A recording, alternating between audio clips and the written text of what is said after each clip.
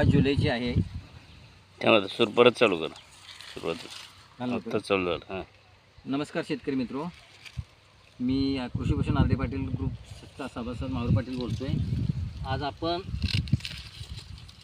आपलेच ग्रुपचे सभासद दादा चोगले यांच्या प्लॉटवर आहोत.